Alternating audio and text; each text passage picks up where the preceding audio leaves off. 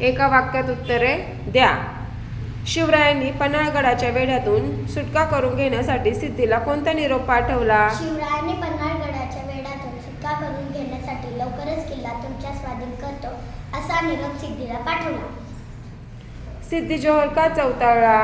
शिवराय हातावर तुळी देऊन निसटल्याचे समजताच सिद्धी जोहर चौताळला. विशाळगडाकडे जाताना शिवराय बाजीप्रभूला काय म्हणाले?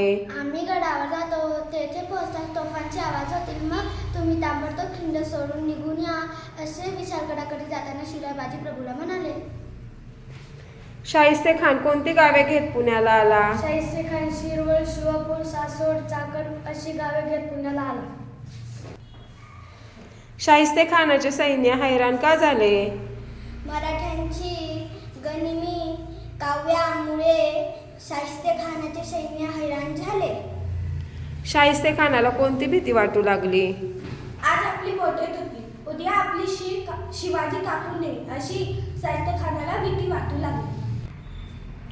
शिवरायांनी सुरत शहरावर छापा का घातला? औरंगजेब बादशहाच्या फौजा महाराष्ट्रामध्ये धुमाकूळ घालत होता, तेव्हा बादशहाला जरा वचक बसवण्यासाठी शिवरायांनी सुरत शहरावर छापा घातला. दिलेर खानाने पुरंदरला वेढा का दिला? पुरंदर हा प्रचंड बळकट किल्ला होता, त्याला घेतल्याशिवाय शिवरायांचा बिमोड होऊ शकणार नाही हे दिलेर खान जाणून असल्याने दिलेर खानाने शिवरायांचा बिमोड करण्यासाठी दिलेर खानाने पुरंदरला वेढा दिला. मुघलांशी तह करण्याचे शिवरायांनी का ठरवले? मुघलांशी लढताना शक्ती अपुरी पडत होती आणि युक्ती उपयोगी पडत नव्हती.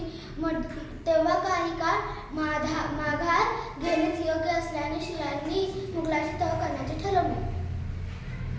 आग्र्याला जाण्यापूर्वी शिवरायांनी स्वराज्याचा कारभार कोणाच्या हाती सोपवला? आग्र्याला जाण्यापूर्वी शिवरायांनी स्वराज्याचा कारभार जिजामातेच्या हाती सोपवला. आग्र्याच्या कैदेत शिवरायांसोबत कोण कोण राहिले? आग्र्याच्या कैदेत शिवरायांच्या सोबत संभाजी राजे, हिरोजी, फर्जंद व मदारी मेहतर हे राहिले. कोंढाणा किल्ला कोणाच्या ताब्यात होता? कोंढाणा